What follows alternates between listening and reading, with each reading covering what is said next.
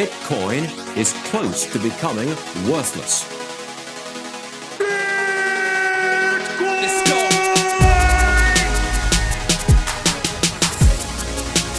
Now, what's the Bitcoin? Bitcoin's like rat poison. Yeah. Oh, The greatest scam in history. let's get it. Bitcoin will go to fucking zero. Yeah.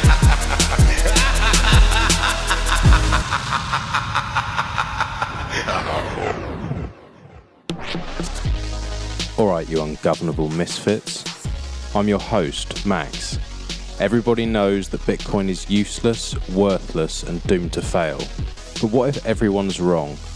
What if it's the system that is doomed to fail?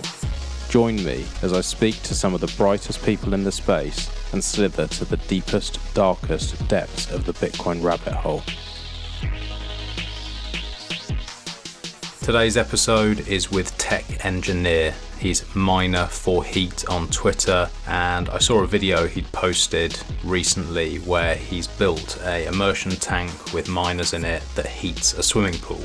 I thought this was really cool because as we try and decentralize this network, I'd really like to see more plebs mining at home, and to make this cost effective, the best thing to do is to use the heat. There's an endless amount of use cases for this heat, and people are getting really creative. I love to see people collaborating and iterating on these designs. TechEngineer's video is very detailed. It's pinned at the top of his page. It's at TechEngineer21, and I'll link that in the show notes. I want to thank him for putting this work out, and I suggest to anyone who is listening to this and maybe considering mining at home, then check this video out, and also reach out to me if you want pointing in the right direction and you want any more info. Before we start, I want to thank everyone who has been streaming sats and sending messages on the Podcasting 2.0 app. I really do appreciate it. I'm really loving Fountain now that I can actually send some messages back as well. That's a really cool feature. I'd also like to thank everyone who has been giving feedback, rating the show, and helping it in the rankings. If you haven't checked out the website yet, go to ungovernablemisfits.com for all the rest of the content, articles, video, art, prints, and much more. I'd also like to thank my sponsors. Let's start with Foundation Devices. With all the crazy bullshit that's going on in the financial system right now, and the parts of Bitcoin that touch it, it's more important than ever to have control of your keys. Do not leave them on an exchange. Do not tie them up in some fucking stupid yield generating scam. Hold them, and hold them properly. I really like what Foundation are doing because they make it really easy. Any fuckwit can do this, and they can do it very securely. With QR scanning, PSBT, and a really fucking beautiful design. You can use Foundation Devices Passport with their own app, that's the most simple way, or you can connect this to any of your favourite wallets. I really do suggest this to my family and friends, and I wouldn't have them as a sponsor if I didn't believe in the team and the product. If you haven't already seen it, I suggest you go to foundationdevices.com. If you decide straight away to buy one, then you can use the code BITBYBIT and you will get $10 off. Or if you're not 100% sure and you have some questions and you just want to run them past me or the team, you can do. My DMs are always open, and you can always contact the team as well. Go to foundationdevices.com and start taking your security seriously today. And finally, we have Fast Bitcoins. Fast Bitcoins are an exchange based in the Isle of Man. They have a really amazing team. Danny Brewster is leading that team. He's been on this show a couple of times, and he is a real die-hard, proper Bitcoiner. Now, everyone knows on this show that I try and push people away from KYC services, so why the fuck have I got one as a sponsor? Well, I have these guys as a sponsor because I know that the majority of people are going to use exchanges, especially when we have times like this, and people want to be stacking a dip and stacking hard. I'll always advise that you go without KYC, but if you are going to do it, I want people to use the best team available, and I really believe these guys are. They take security very seriously. They push to get your sats off exchange. They do not want to custody your sats. Fast Bitcoins was also the first exchange in the world to integrate Lightning, and they are always a few steps ahead of the rest. Again, if you want to contact me or the team, you want to talk about trade-offs, you can do. My DMs are open, and I'll always be open and honest. I really hope you enjoy the show.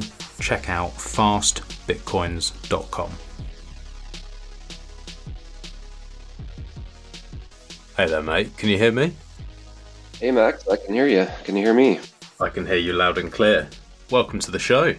Thank you for having me. Excited to be here. Yeah, well, it's an absolute pleasure to have you on. I try and find always people who are doing interesting things and not just the usual podcast circuit. And I came across your profile and saw your video you'd done on this immersion tank and pool heating. And it's something I discussed ages ago with a mate of mine, a mate like me with no technical ability. And it was just like a thing we talked about, but we're too dumb to actually do it. And we're like, fuck, someone's got to do this. This is something that's got to happen. Just makes so much sense. And when I saw yours, I was like, fuck, I just need to speak to you and find a little bit more out because this is the future. It's fucking cool. Right on, man. Yeah, let's talk about it. So yeah, I mean, we can do rabbit hole stuff later on. Let's just dive straight in with what you've been doing. Obviously, I've seen the video, but for anyone who hasn't, can you sort of describe the project and what made you decide to do it? Yeah, absolutely. So let me start with a little background. Back in 2017 was when I kind of went down the Bitcoin rabbit hole. It was November of 2017. I heard on the radio Bitcoin crossed $10,000, and I was like, "What is going on with this?" And I was instantly intrigued and wanted to look into it more, and immediately was drawn to the technology aspect of it and the mining aspect of it. So I started looking into mining, and at that time, the miners went up in cost dramatically, kind of similar to what happened in 2020, 2021.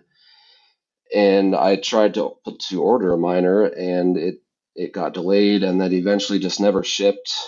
It was an expensive endeavor for me to get into, but I was still very interested. But at the time, I knew, like, I was living in Colorado, and I wanted to somehow use the heat that was being put off of these devices because I knew they just put out a ton of heat. So at that time, I was thinking, well, maybe I'll just put it in my basement and duct something up to my upstairs. Long story short, it never ended up working out just because the miner never showed up, and then the price kind of dumped, and then we went into a bear market, and the profitability equation changed. Mm-hmm. And I just decided that I didn't get into it at that time. But that kind of built in the back of my mind, like, I want to mine. It's important for the Bitcoin ecosystem for mining to be very decentralized, but we need some sort of other factor that helps it be more productive to like a home miner. So using the heat was in my mind.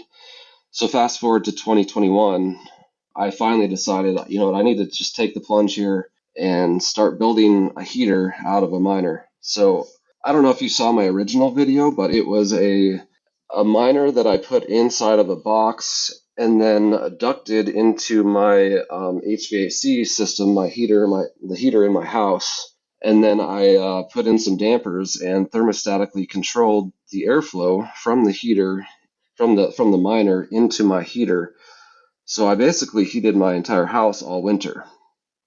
Amazing. Using this system.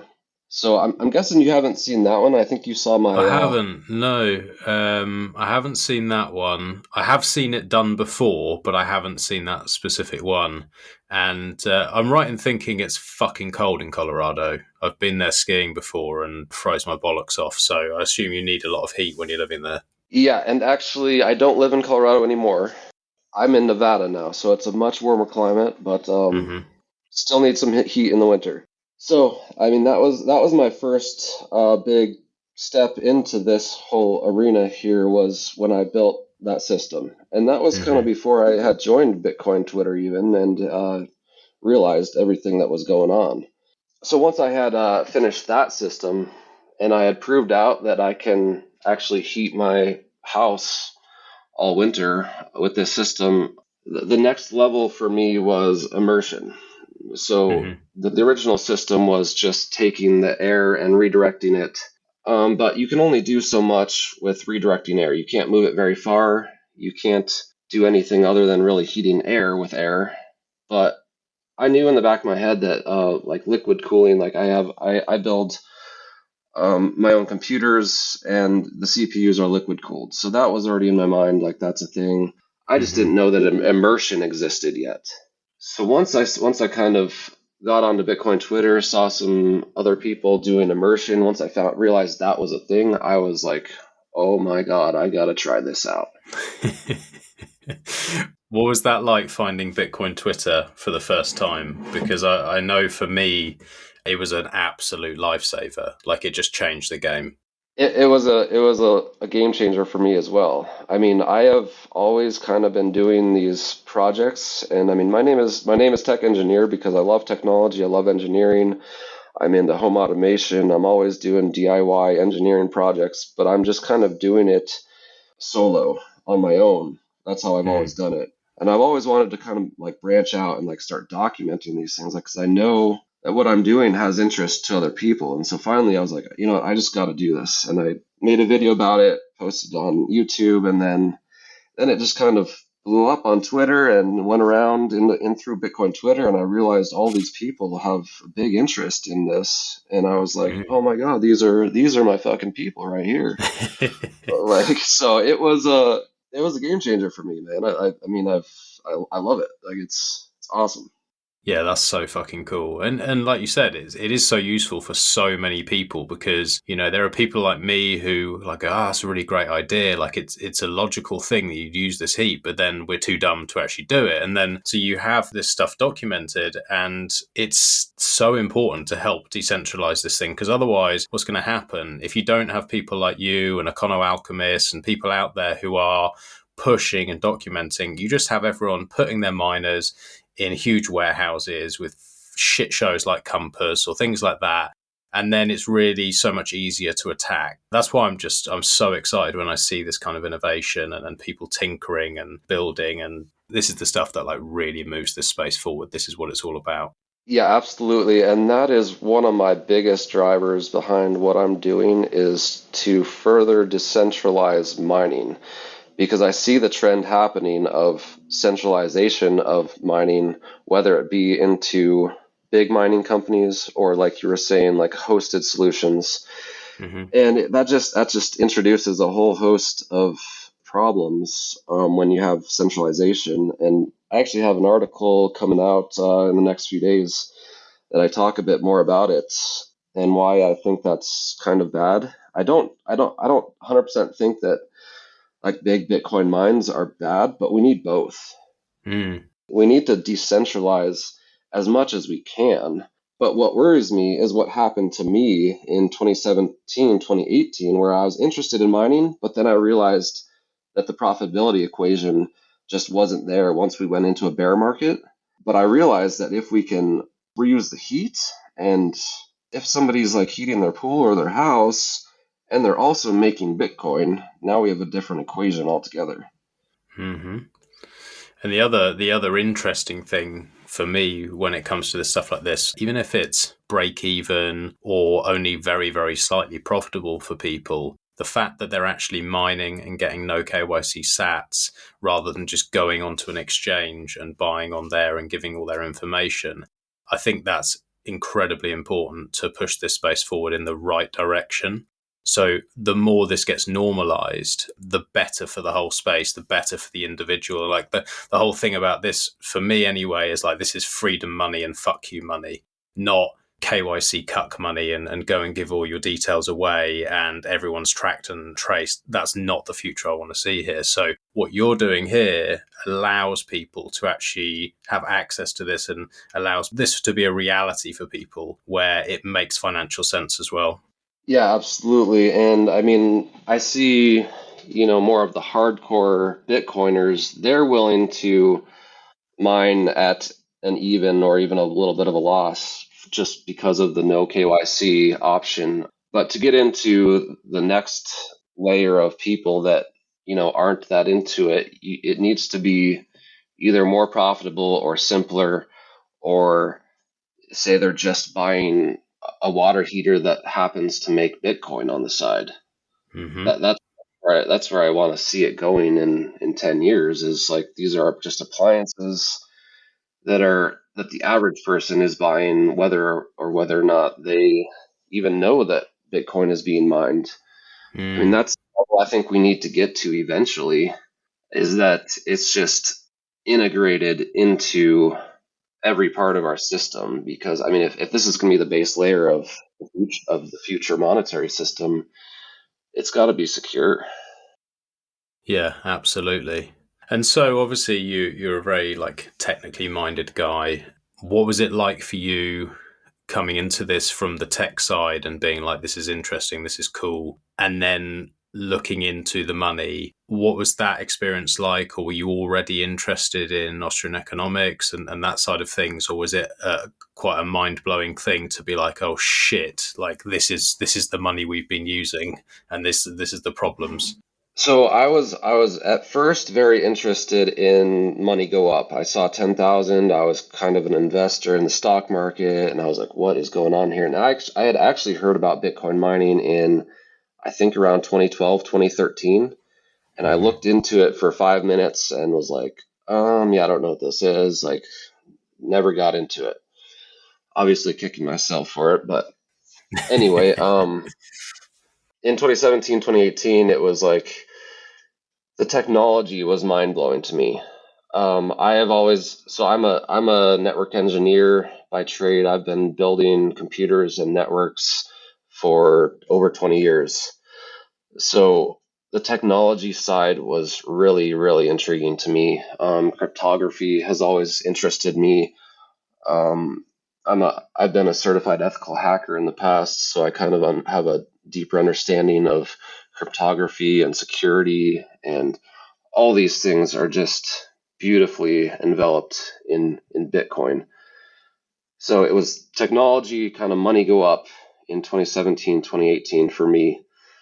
2020 and 2021, it was really looking at Bitcoin from the aspect of the world needs a new financial system because our current one is completely broken. And I mean, it just got worse in 2020, 21, in my opinion, and now. So it was in the last 2 years that I was like, the world really needs Bitcoin now. It's not just a cool technology. It's a socioeconomic revolution that the world needs. Yeah, I couldn't agree more. I think we're fucked without it. Yeah. So yeah, it's interesting to see somebody come in from the tech side. I mean, almost everyone that I know or spoken to is always number go up, almost always number go up. I mean, a few people say like, oh yeah, I'm in it for the tech, especially in the bear markets. But if truth be told, it's always for the money. And it is nice to know that we've got this thing on our side, and it's nice to know that there's like a possibility for a future where we aren't tied to these psychopaths who are doing the crazy shit they're doing at the moment. And for the less technical people, it takes a long time to like have some trust in this thing. But I imagine for you, especially with the background you've just told me, it's like you're almost made for this. You're made to understand this with the background that you have. So when you were first learning, were there any like red flags or anything where you thought, this is a problem or that's a problem? Like, were there concerns? Hey man, you're cutting out a little bit. Hey, sorry, Max, you cut out a little bit. I missed a bit of that question. Hell, have I lost you?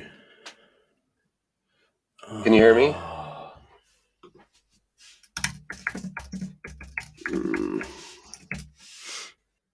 Hey, mate. Yeah, I heard that. Can you hear me? Yes, I can hear you. Can you hear me? Yeah, excellent. And we're recording. Fucking every time I have some stupid issue with this, so apologies. No worries.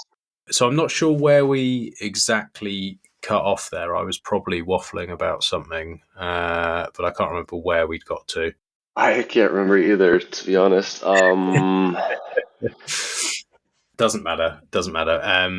So yeah, tell me a little bit more about, because obviously you'd said you'd started without immersion and now obviously you're working with immersion. I know from previous conversations with John, who you know, and a few others who were saying that it also makes it a little bit more performant and potentially, because it's more stable, can be good for the miners as well. Is that right? And if so, do you sort of see most of the space eventually going this route with immersion? Yeah, so once I had completed my original heater and then I realized that immersion existed, I was like, this is definitely the way, because once you have the heat in liquid form, you can do a lot more with it. You can heat water heaters, you can heat pools, you can still heat air. You can use a water to air heat exchanger and just switch it back into air. So you can have one power plant of a minor heater creating heat into an oil and then use that heat for many different applications. So I knew it was more modular to reuse the heat in that way. So I wanted to try it out and build it. And in terms of the longevity of the miners being in oil, I have heard that as well, and it makes sense to me that an oil would be healthier for the chips to be in. The oil itself is like 1,000 times more or less conducive to electricity than air. So that helps, and then it just keeps it, encapsulated away from oxygen. So I think in general it makes sense that it'd be better for it. I haven't done any long-term testing myself yet. Obviously, I built that tank only, I guess about 5 months ago now, 4 or 5 months ago now. So, but yeah, that's kind of the reasoning for transitioning into immersion is the capability of where you can move that heat to. You can go longer distance. There's many more things you can do at once. Once it's in liquid form. The other thing that you were talking about was like this sort of being. Oh, have I lost you again? Are you there? Oh.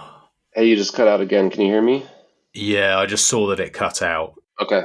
I can hear you. Sorry, I'm almost certain this is my issue on my end, so I do Okay. apologise, but hopefully we can work with it. Yeah, so you were saying about this potentially being used in boilers and other products where people don't even necessarily have to know that they're mining Bitcoin. Do you think there's any drawbacks or any reason, like in terms of efficiency or anything like that, why someone would use like a traditional combi boiler or something over one of these? Because obviously a lot of those are gas rather than running with electric.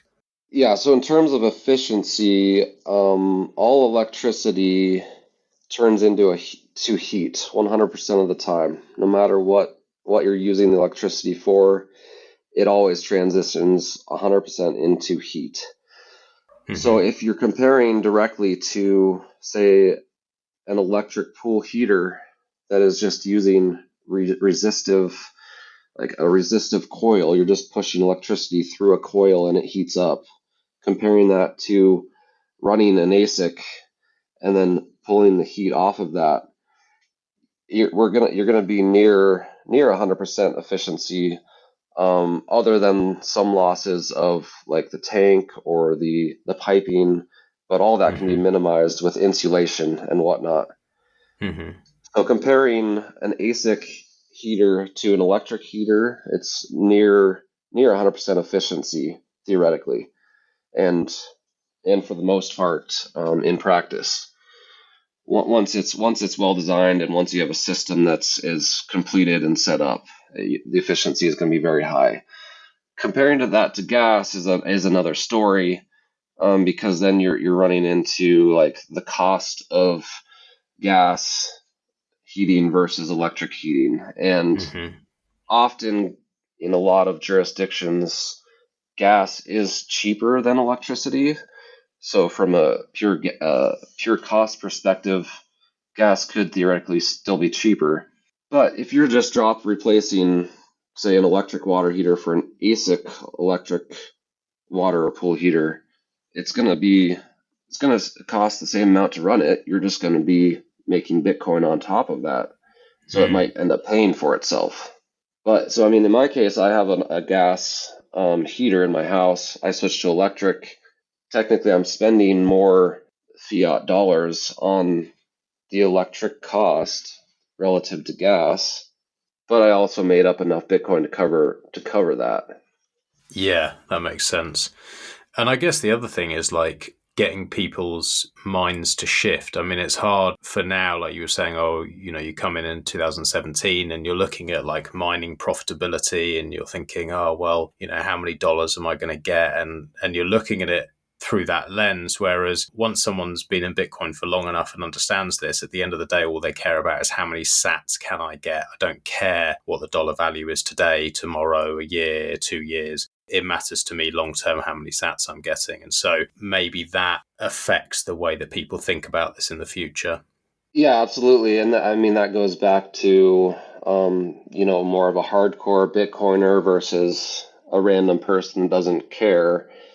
I mean, somebody that is just wanting to stack sats and that's important to them. And that's important to me for sure.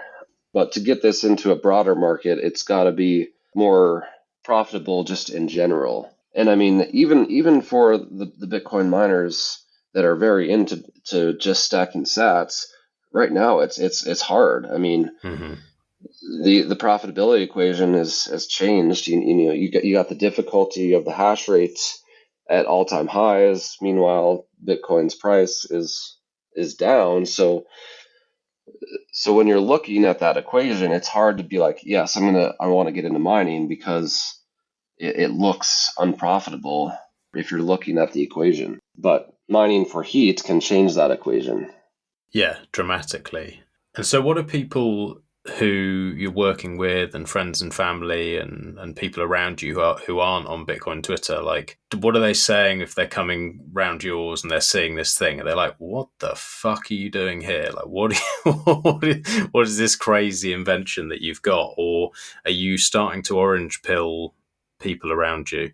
Yeah, when my friends and family see it, I mean, it depends on who it is. I mean, some of my friends that are more technical kind of already understand Bitcoin a little bit. They're like, wow, that's incredible that you can take a computer and harvest the heat. And like most people had no idea that that's even possible. I mean, I didn't even know that was possible really a year ago either. So it's like, it is like jaw dropping to even for myself to look at it and look at this tank and be like, wait, there's a computer putting off heat. I'm heating my pool with a computer. It's just like, and I'm like swimming in Bitcoin at this point, literally.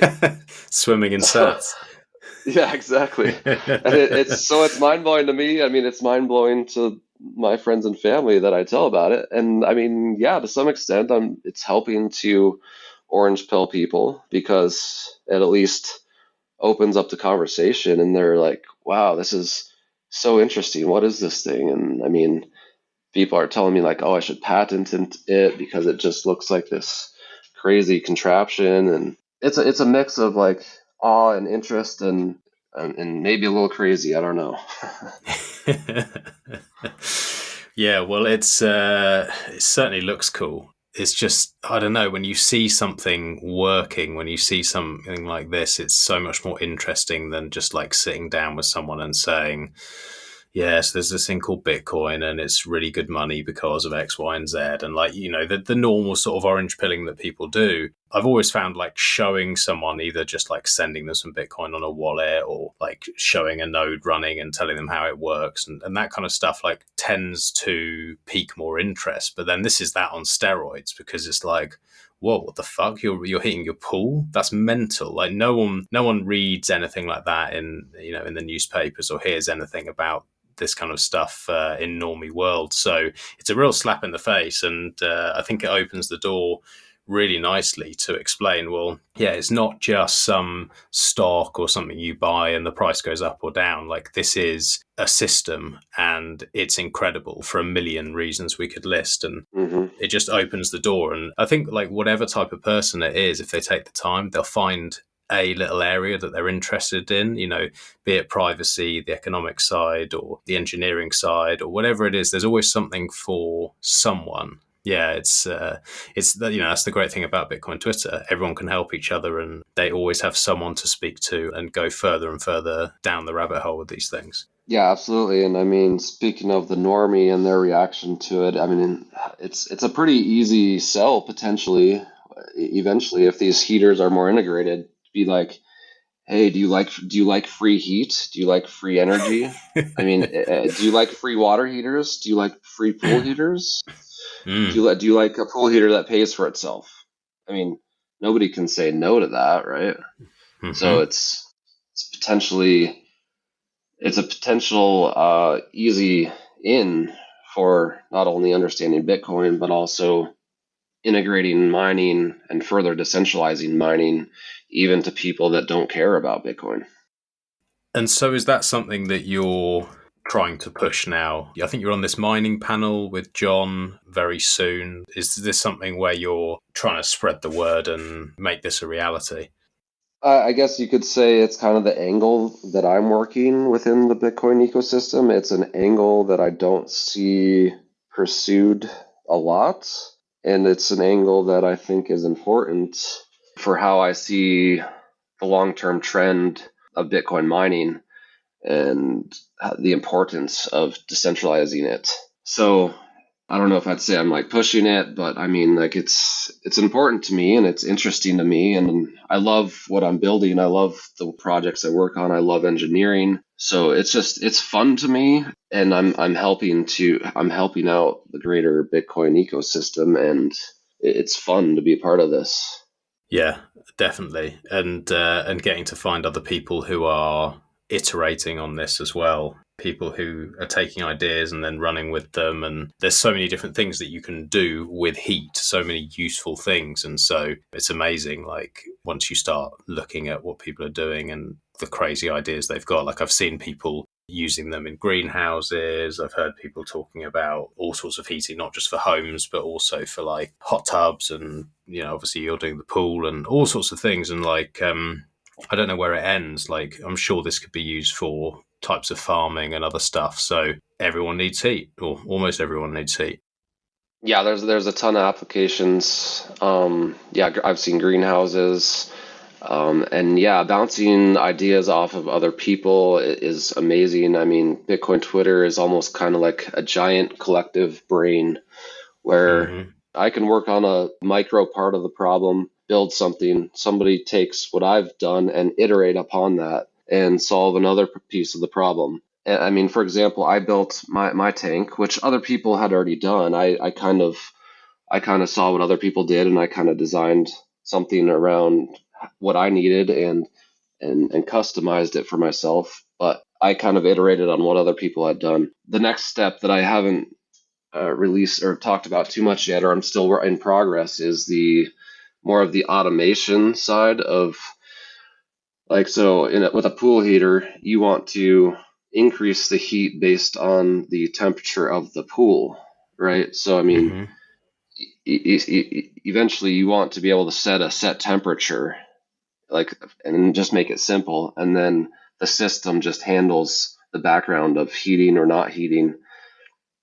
So I've talked to other people about this and somebody else ran with that idea and he's a very talented developer and he was able to build an integration between the firmware and a microcontroller essentially. And now I've been able to implement that into my system. So I have a thermostatically controlled environment now. So I can set a temperature and then the miners can actually scale up and scale down based on heat demand.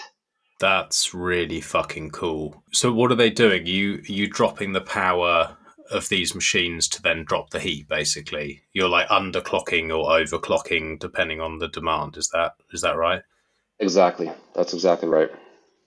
And so is that Brains that's doing that, or is that a separate bit of software or firmware or whatever that you're using? Yeah, so I'm using Brains OS Plus as the firmware, and they have an API, and that's what the integration is reaching out to. So the integration between it's actually Home Assistant, which is a home automation platform, an open source home automation platform, that talks to the API of Brains OS, and now we can get the temperature of the chips, and we can get the hash rate, and we can get a bunch of information from the miner to Home Assistant, and we can also tell Brains OS to tell the miner to scale up or scale down, and we can do that based on any event now. So I then set up a microcontroller with sensors that sense the input from the pool. So I now know the temperature of the pool, and based on that, I can have an automation that then says scale up the miner if we need more heat, which increases the wattage and therefore increases the output of the heat and heats faster.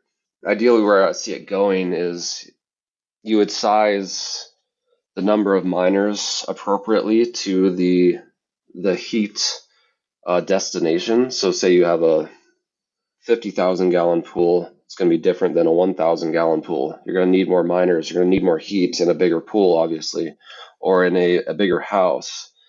So you size it to the right size. Ideally, you want the miner running at an efficient wattage pretty much all the time. But if, say, it was cold one day, you could overclock quite a bit and get more heat, or you could underclock on, say, a hotter day. So it gives the ability to scale more. So you can scale up or scale down more using these automated integrations.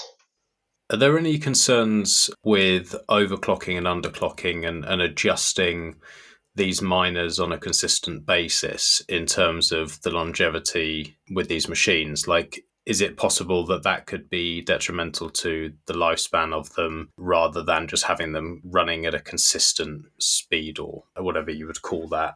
Yeah, that's a good question. And I mean, I think in general, overclocking of any chip is going to tend to decrease its lifespan. But I mean, immersion helps a lot with that because you're keeping the temperatures down, and I mean that's the biggest problem with overclocking is the temperature. The temperatures go higher, and that's the killer of chips is temperature. So, but that being the case, that's kind of why I had said like ideally you'd keep it running at actually an efficient level or a standard level as kind of your base load, and then just occasionally kind of overclock as needed. And I don't, in that kind of use case, I don't think it's bad. And from what I've seen working with Brains OS and the dynamic power scaling, it doesn't seem like it has any negative effect to be scaling up and scaling down on a somewhat regular basis. But that is a good question to actually look at the long-term impacts of that, which I haven't quite done at this point. I mean, I've been running it for 5 months, so it's a few months, but not years, right? That's so key. Like having this thermostatically controlled and all automated, it's a whole new level, isn't it? Because you're not going to Yes. have people say like, oh yeah, I'll put one of these in, and then they're tweaking and fucking around with it all the time. Like, people want to put this in, their pool to be at the right temperature, the things to run, nothing to break. They just want it to work. When the sort of non-tinkerers start wanting these in their homes because it makes financial sense, this is the kind of stuff which just completely changes the game.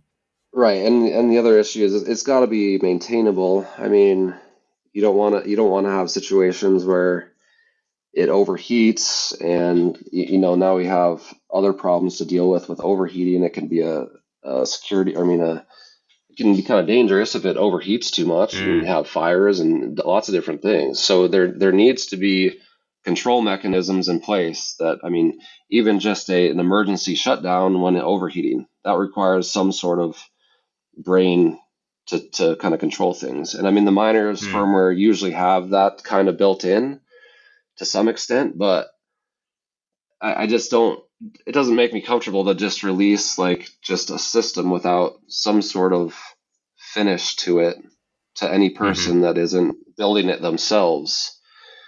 So I've had people already like, hey, I want to do this on my pool. I want to do this on my hot tub. And I'm just not quite there yet, but that's kind of the goal, to be able to refine this system to make it more accessible to more people that are interested in doing this.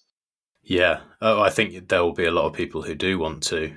The other thing I've wondered about for ages, I don't know whether it's possible or not, but could you do it with a sauna, do you think? Like, I know that's a dry heat, but would it be possible to do a hot tub and a sauna if someone wanted both? I don't see why not. I don't know a ton about saunas, but I think that would just essentially be changing the heat from the oil-based heat into air via a water to air heat exchanger and blowing it into a room to heat it up a lot. And Mm-hmm. then I think saunas are usually, I mean, they usually have some humidity put in or something, but I think it's certainly doable. Yeah. So interesting. It's like once your brain starts ticking with like these sort of ideas, you can't. Oh, I can't help like thinking into the future and just thinking, "Oh, have I lost you again? You there? Oh, Hey, you just God. cut out for a second. Can you Yeah, hear me yeah, again? yeah. It seems to just cut Okay. out for a second or two. But I was just saying, like, I can't help my mind from running wild and like thinking, where the fuck are we going to be in like 5 years with this stuff? Like, there's so many applications for heat.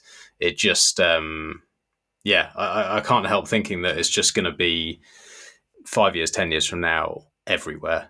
I know there's so many applications. It's unreal. I mean, I had a guy in Canada contact me. He's like, "Yeah, this place way up here has it's like 0 degrees all year long, and they have almost free power. Like, what can we do with Really? this?" I mean, it's like the amount of areas that are cold and need heat. I mean, that's a huge market. Yeah, absolutely massive. Why is their power Yeah. so low? Is that like a dam or like hydro or something like that? Yeah, it was some like small mining town, like old school mining town that had some old contract with like a hydro power plant or something like that. Hmm. So it was like nearly zero cost power, and they're already using like electric heat. So I mean, they probably just use thousands of kilowatt hours of just electric heat already. So that's just an easy drop replace. I mean, it's not easy. It makes sense financially. It's like that's an easy equation. Yeah, definitely. And for people who have cheap power, the other thing I was thinking before this call is, especially now when you have like a drop in price and like the S9s and some of the older hardware, those prices drop to practically zero. Hmm. Presumably for someone who has zero or near zero power, it's actually going to be better than going and buying electric heaters because you can get these things for practically free. And if you're heating a big space, you can get a bunch of these things, plug them in, have them running, and I'm sure if you get enough of these, people just want to get rid once they become unprofitable.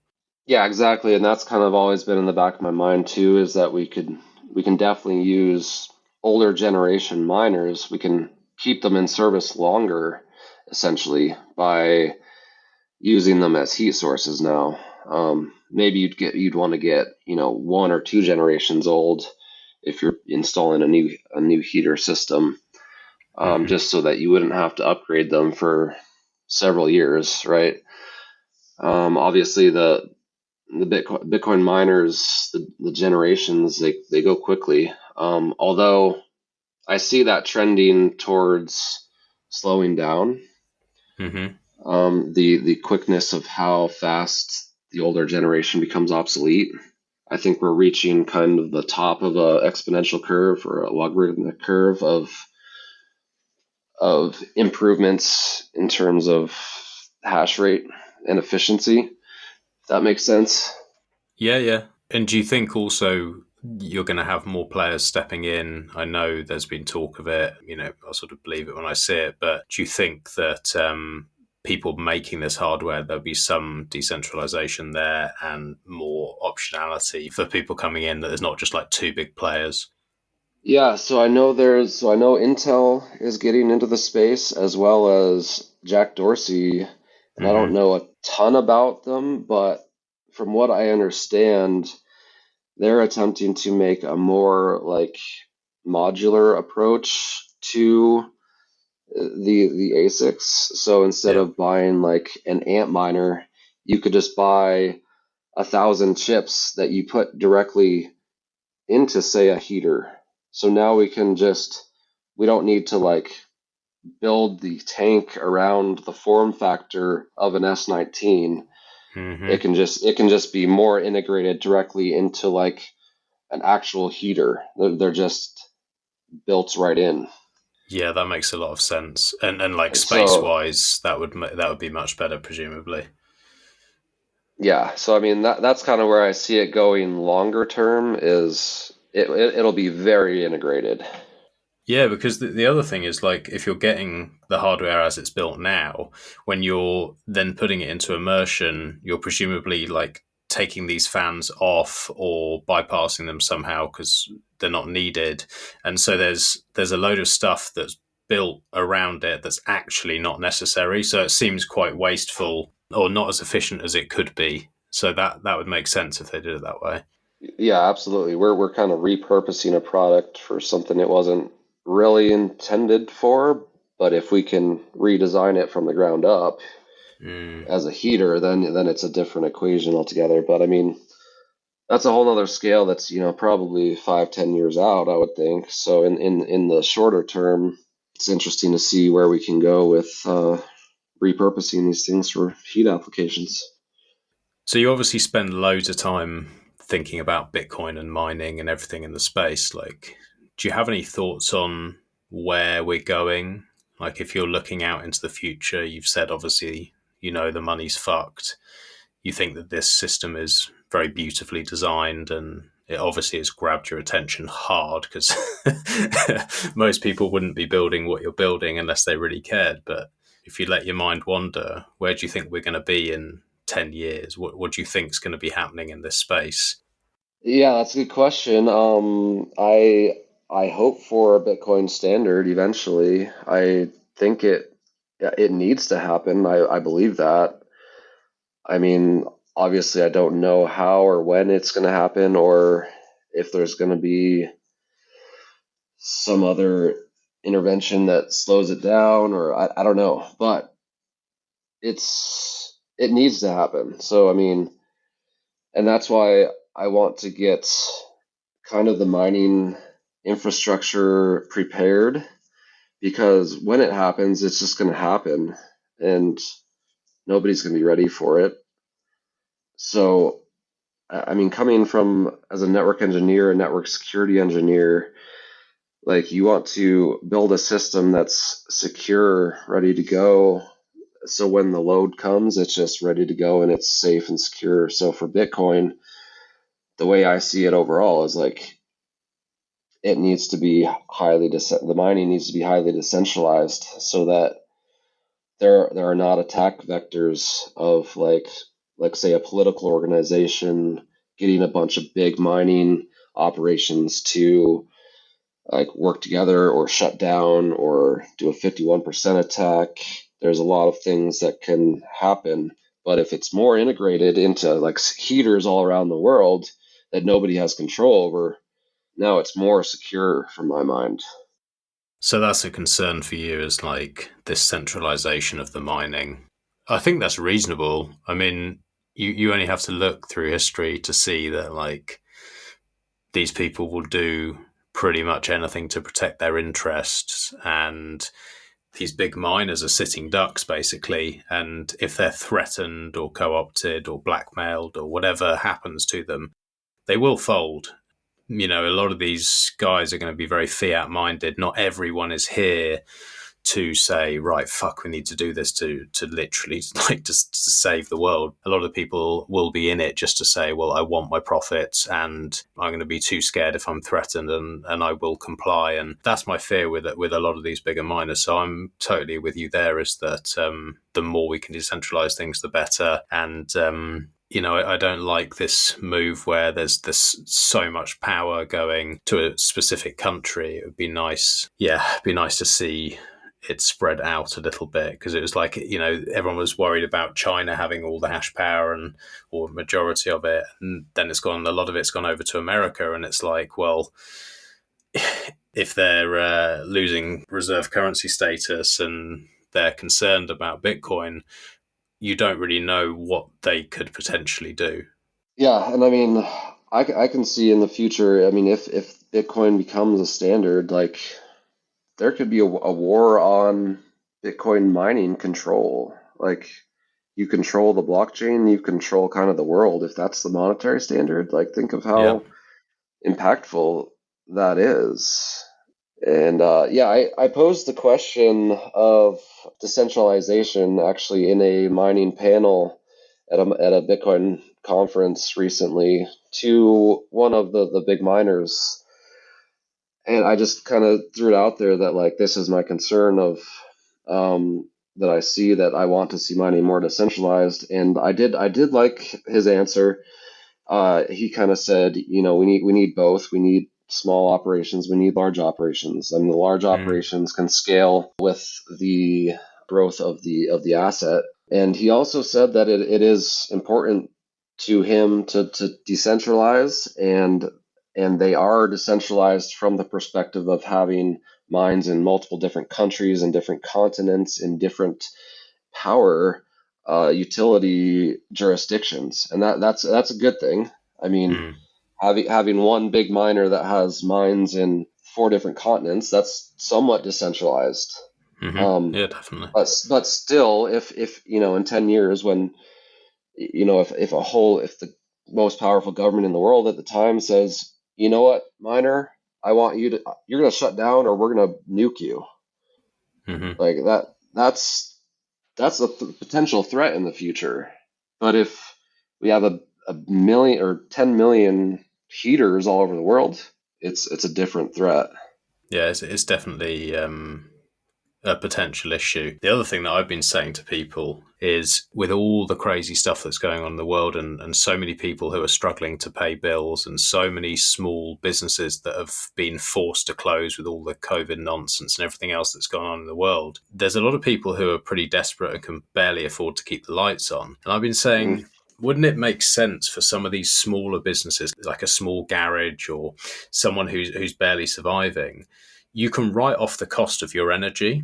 And so effectively you can do like sort of pirate mining, where you might need heat in your garage or your business, small business. And so if people are getting these old S9s or stuff, the hardware that's basically cost nothing, and they can write off the cost of their power anyway, then suddenly these people actually become competitive, because these huge mining operations get access to cheap money, they have access to capital, they have lots of options on like power contracts, and generally they can drive their costs much lower because of economies of scale. But when you have these smaller guys who are saying, well, I'm getting fucked from every angle, I can write off the cost of the power anyway, so it's zero, and I can get this old hardware for practically zero. Like, it suddenly starts to become an absolute no-brainer. And there are millions and millions and millions of businesses like that around the world who could benefit from it. Do you have any thoughts on that kind of stuff, and how we could maybe make it a bit more accessible for more normal people, so they don't have the headache of worrying about setting it up, and understanding that this is actually potentially could save them some money? Yeah, absolutely, I do. And I don't know if you saw a recent post I did about my Tesla solar grid plus Powerwall and how I'm using that to my advantage. But basically, the concept is dynamic power scaling to work around time of service agreements with power companies. So here in Nevada, the highest power consumption usage is between 1 p.m. and 7 p.m. when everybody is running their air conditioning. So the power grid is at its peak need at that point. So what they do is incentivize. There's an optional payment plan that you can opt into as a homeowner to basically, during that 1 to 7 p.m. period, the price like quadruples, but then the rest of the entire year, the price is half price. So I opted into this power plan, and I get half price energy all the time, except for this one time. And now all we got to do is use some automation, and I actually use my Tesla power walls, which are the batteries, and I can actually sell power back to the grid at a much higher rate and reduce my consumption during the peak time. And what you're doing is essentially filling in the valleys of power demand for the energy jurisdiction. That makes a lot of sense. So, for example, I'm actually selling power back between 1 and 7 p.m. for like 22 cents a kilowatt, or 28 cents a kilowatt hour, and then the rest of the time I'm using power at like 6 cents a kilowatt hour. That's my jurisdiction, but in general, power jurisdictions have a problem of the peak demand is only a short period of time, but they have to build their energy grid to meet the peak demand. So the rest of the time they just have empty space of unused demand. So I want to try to integrate further into that, and basically miners can turn off and on quickly. And I mean, Riot released a video recently about how they're doing it in their big mines. They're essentially powering down when the Texas power grid needs more power. So integrating with the power companies will be good in general for the overall robustness of the power grid, but also have the benefit of decreasing costs for the Bitcoin mining because they can incentivize it in different ways. Yeah, exactly, because you can overproduce and there's always going to be demand, which presumably then might incentivize them to create more power as well, because they know that there's always someone who's going to be that buyer of last resort, which is going to make everything run a bit smoother. Right. It's mind-blowing stuff. It's absolutely mind-blowing. So, obviously mining's your thing, but outside of the mining stuff, is there anything else that you're particularly looking at within Bitcoin at the moment? Are you playing around with Lightning? Do you mess around with anything like that? Are you into your privacy stuff, or are you just solely focused on mining at the moment? I am into everything. I just don't have time for everything. So I would say, so I've been focusing on these mining for heat projects, but I do run my own full Bitcoin node. I'm playing around with Lightning. Privacy is very important to me. Security is very important to me. I have a lot to add into the space in terms of like network security. So, like, as a network engineer, I'm able to build my home network in a way that is more like an enterprise network with security in mind, different VLANs. There's a lot you can do to really secure things, and then you can do things like use VPNs and make your Bitcoin node anonymous, and run it over Tor. So I'm doing all those things. I don't have enough time in the day to explore as much as I would like, but that's the other aspect that I want to explore more, is kind of the security side of Bitcoin and Bitcoin mining. Yeah, well, I really look forward to seeing what you come up with there. That's going to be more and more important for people who are mining at home and are putting more of their net worth into this. And privacy is something that we really focus on with this show, because if shit hits the fan and people know what you're doing and there's a load of have-nots and people who can't feed themselves, you do not want everyone to know where you are and what you've got. Yeah, absolutely. Privacy is a big concern to me, and especially with how the world has gone in the last year to 2 years, and privacy is so important now, even more than before. Absolutely. Well, look, that's probably a good place to wrap things up. I don't want to take too much of your time. You've got some awesome stuff you're building, but I've really enjoyed chatting to you and so pleased to see that you're pushing this space forward and making some incredible stuff. I'm sure loads of people will find it useful. And as and when you start working on this privacy stuff and the home security stuff, I'd love to hear more loads of people will benefit from that. So yeah, I just want to say thanks for coming on and everything you're doing. Really do appreciate it. Sounds good. It's been a pleasure and good to talk to you. Thanks, Max. All right, mate. I'll speak soon. All right, have a good one. Thank you to everyone for listening to the show, and I really hope this inspires you to at least consider mining at home, at least consider finding a way to mine at a business or anywhere you can get cheap power and use this heat. If you enjoy the show and you want to help support, you don't have to do that with sats. I would really appreciate if anyone would give feedback on the show on any of the podcasting apps. It really does help with the rankings and bringing new listeners that would otherwise get caught in all the bullshit, shitcoinery, trading, LARPing, and everything else that goes on with YouTube and a lot of the crypto shill factories. The other thing I would really appreciate is if you would check out ungovernablemisfits.com. We have a load of articles, audio, videos, documentaries, much more on there. And if anyone just has feedback, I'd really appreciate it. Me and Mr. Crown have been working very hard on it, and we want to make it a home for the ungovernables. I'd appreciate the feedback, good or bad, and thanks again for listening.